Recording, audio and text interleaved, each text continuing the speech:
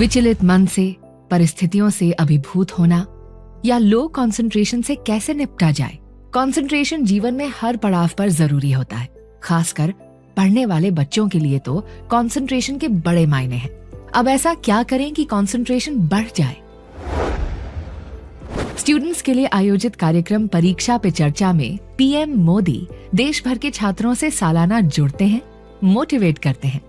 उन्हीं चर्चाओं से हम ले आए हैं कुछ स्पेशल टिप्स हमारे एग्जाम वॉरियर्स के लिए। मोदी जी अपने अनुभव के खजाने से कंसंट्रेशन बढ़ाने के तरीके बताते हैं। आइए सुने। बहुत लोगों को लगता है कि कंसंट्रेशन एक कोई स्पेशल प्रकार की विधा है जिसको हमें सीखना पड़ता है। ऐसा नहीं है। आप में से हर व्यक्ति दिन में कोई न कोई काम ऐसा करता है जो बड़े ध्यान से करता है। अगर आप खुद अपने आप को ऑब्जर्व करोगे तो आपको पता चलेगा कि वो काम मैं जब कर रहा था, कोई गाना सुन रहा था, एक एक शब्द ध्यान था। जब शब्द सुन रहा था तो उसका वीडियो देखा था तो वो चित्र भी मुझे याद आता था। मैं उस गाने के आगे पीछे क्या था वो भी मुझे याद आता था। यानी एकदम से आपका कंसंट्रेशन था, ये आपने अनुभव किया होगा। आपका कोई दोस्त के साथ आप फोन पे बात कर रहे हैं और उस समय आपका प्रिय गाना चल रहा है, लेकिन आपका दोस्त आपका बहुत अच्छा दोस्त है, फोन पे आ गया, वो गाना की आवाज चल रही है, अब तक आप गाना में उलझे थे, लेकिन एकदम से शिफ्ट होकर के उस आपके दोस्त के साथ फोन में इतने उलझ जाते हैं कि कौन सा गाना आया, कौन सा गया, क्या चल रहा है कुछ पता नहीं। माँ खाने के लिए चिल्ला रही, सुन नहीं रहे हो, आप लगे हुए हो। मतलब कंसंट्रेशन है कि नहीं? इसका मतलब ये कि जो कोई कहते हैं कि कंसंट्रेशन के लिए कोई एक्स्ट्रा एक्टिविटी जरूरी है, इसके बजाय आप अपने आप का एनालिसिस कीजिए। वो कौन सी बातें हैं जिसमें आप ध्यान केंद्रित कर रहे हैं, ध्यान से कर रहे हैं, मन से कर रहे हैं, पूरी तरह उसमें लग जाते हैं, और वो उसके डिटेल में जाएंगे। ऐसा क्यों करते हैं आप? जिन कारणों से वैसा करते हो, उन कारणों को आपने पकड़ लिया, उसी को आपने अपनी रेसिपी बना लिया और चीजों में अप्लाई करना शुरू कर दिया, तो धीरे धीरे आपका कंसंट्रेशन के लिए जो दायरा है बढ़ता जाएगा और आप अनेक विषयों पर उतने ही मनोयोग से काम कर पाएंगे। ये तो बड़ा सिंपल है। आज ही आजमाएं।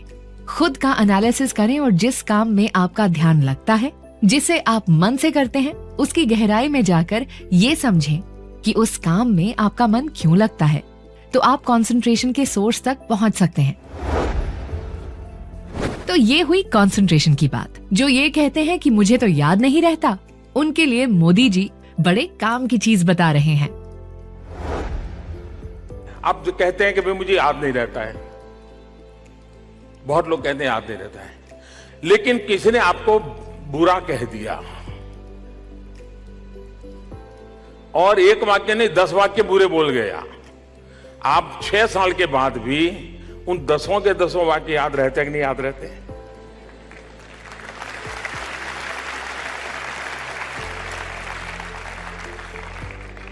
इसका मतलब आपकी मेमोरी पावर में कोई प्रॉब्लम नहीं है,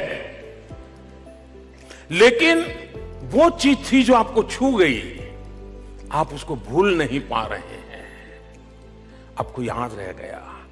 आपके जीवन में कोई ऐसा पल आया होगा और परिवार के दादा दादी ने उस पल इतने बढ़िया ढंग से आपको पुचकारा होगा, आपको आशीर्वाद दिए होंगे, आपको लगता होगा माँ दादा दादी से इतने सालों से मिल रहा हूं, लेकिन वो पल मैं भूल नहीं पाता हूं। मतलब जिन चीजों में सिर्फ बुद्धि नहीं, आपका हृदय भी जुड़ जाता है, वो चीजें जिंदगी का हिस्सा बन जाती है। कंसंट्रेशन में भी आप अपने मन, बुद्धि, शरीर, हृदय, आत्मा, ये सबको एक जगह पे सिंक्रोनाइज कर करके लाते हो क्या? ये जो योगा है ना, अभी दिखा रहे थे सारे बच्चे, ये कुछ लोग मानते हैं ये कोई फिजिकल एक्सरसाइज है, और कुछ लोग अगर योग बॉडी बैंडिंग का ही खेल होता तो सर्कस में जो लोग काम करते वो सारे योगी होते हैं, सब सर्कस वाले योगी होते हैं। तो ये बॉडी बैंडिंग का काम नहीं है, ये योग का मूलतः काम शरीर, मन, बुद्धि, आत्मा, इनको एक सिंक्रोनाइज वे में काम करने के लिए है। अगर आप इसकी प्रैक्टिस करते हैं, कौन सा आसन करना, कैसे करना, वो आपकी मर्जी है। तो बात समझ में आ गई ना? जिन चीजों में सिर्फ बुद्धि नहीं आपका मन भी जुड़ जाता है, वो चीजें जिंदगी का हिस्सा बन जाती हैं। कंसंट्रेशन में भी आपको अपने मन, बुद्धि, शरीर, हृदय, आत्मा, इन सब को एक जगह पर सिंक्रोनाइज करना पड़ता है। अब कंसंट्रेशन को आदत में कैसे लाएं? इसके लिए मोदी जी सचिन तेंदुलकर की कही एक बात बताते हैं, वर्तमान ईश्वर का सर्वोत्तम उपहार है, वर्तमान में जिएं। आपने देखा होगा, एक बार मैंने मन की बात की थी, तो हमारे देश के महान खिलाड़ी सचिन तेंदुलकर जी मन की बात में मेरे साथ बातचीत कर रहे थे और देश भर के लोगों ने सुना। उन्होंने बड़ी एक मजेदार बात कही थी। किसी बालक ने उनको ऐसा ही एक सवाल पूछा था, तो उन्होंने एक बढ़िया जवाब दिया था। मैं समझता हूं ये जवाब आपको, हम सबको काम आ सकता है। उन्होंने कहा, जब मैं खेलता हूं तो इसके पहले कौन सा बॉल था, कैसे आया था, मैं रन कर पाया कि नहीं कर पाया, बॉल को ठीक से खेल पाया कि नहीं, इसके दिमाग में खपाता नहीं हूं। दूसरा, इसके बाद जो बॉल आएगा तो कैसा आएगा, मैं 4 लगाऊं या सिक्सर लगाऊंगा, दिमाग नहीं खपाता हूं। मैं उस समय उसी बॉल को खेलता हूं जो आ रहा है, बाकी सब भूल जाता हूं। ये तरीका है, ये तरीका है। हम आगे, इसका मतलब ये नहीं कि अतीत का कोई महत्व नहीं है, अतीत का अपना महत्व है, लेकिन अतीत जब बोझ बन जाता है तो भविष्य के सपने भी रौंद जाते हैं और वर्तमान बोझिल बन जाता है। वर्तमान में जीने की आदत कंसंट्रेशन के लिए एक रास्ता खोल देती है। वही कंसंट्रेशन ऐसा नहीं है, लेकिन वो एक रास्ता खोल देती है।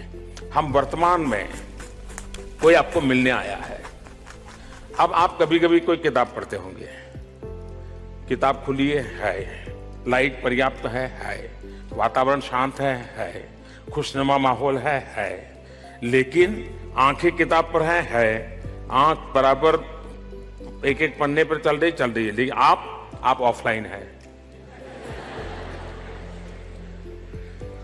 अब ये ऑनलाइन ऑफलाइन से तुरंत समझ आया था। कंप्यूटर पढ़ा है लेकिन आप ऑफलाइन है, किसी से कनेक्टेड नहीं है, आप किताब से कनेक्ट नहीं होते हैं। और इसलिए जब जो करें आप ऑनलाइन होने चाहिए, जो मिलने आए तो उसी से जुड़े हुए होने चाहिए। चाय पीते हैं, कभी चाय भी पीते हैं, आप में से बहुत कम लोग होंगे जिनको पानी का टेस्ट पता होगा जी। क्यों? क्योंकि हम पानी ऐसे पी लेते हैं। कभी जी भर के पानी पी के देखो, उसकी बूंद बूंद पी करके उसका टेस्ट एंजॉय कीजिए। That is concentration. आप जीवन को बना सकते हैं। सही बात है। प्रायः ऐसा होता है कि लोग या तो अतीत में उलझे रहते हैं या फिर भविष्य के सपनों में, आकांक्षाओं में डूबे रहते हैं। वे वर्तमान में जीना ही भूल जाते हैं। लेकिन ये हमेशा याद रखना चाहिए कि वर्तमान एकमात्र ऐसा समय है जहाँ कुछ कर दिखाने का अवसर ठीक हमारे सामने खड़ा होता है। मोदी जी की मानिए और अतीत के अनुभवों से सीखिए, भविष्य के लिए योजनाएं बनाइए और वर्तमान में कार्य में जुट जाइए। कंसंट्रेशन बढ़ाने का यही सीक्रेट है, सही उपाय है।